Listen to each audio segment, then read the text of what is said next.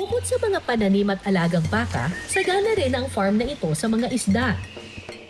Isa sa mga pinalalaki at pinararami nila sa kanilang man-made pond ay ang cream dory. At dito nga sa palaisdaang ito, magaganap ang susunod na tapatan.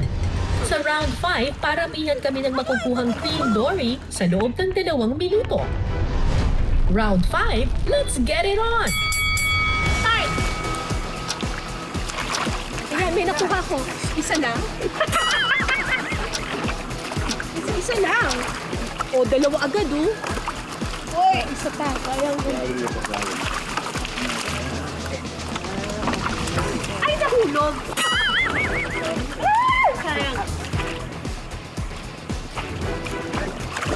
Hoy, pumasok kayo. Hoy! Hoy! Hoy! Ayun dito!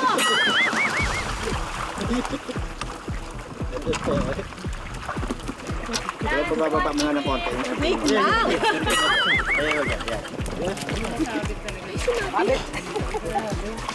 Wait lang!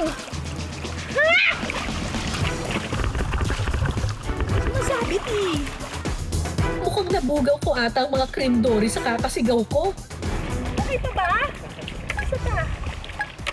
Ayan, yan! Marami yan! Sayang.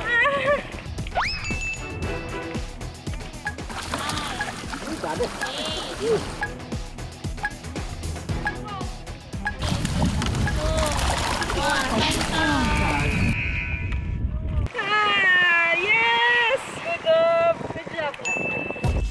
Oras na para malaman kung sino ang nagwagi sa round 5. Oh, grabe.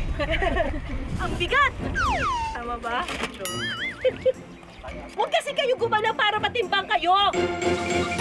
Sa round na ito, si Lara ay nakakuha ng 5.1 kilos. Wow! Si Ma'am Cara ay nakakuha ng 5 kilos. Clutch Queen! Kumain pa kasi kayo para bumigat kayo. 0.1 lang ang tatalo na tayo, oh. Aba, clutch queen talaga? Winner ang diskarte ni Lara sa round 5. 2-2 ang puntos at tabla na naman ang laban.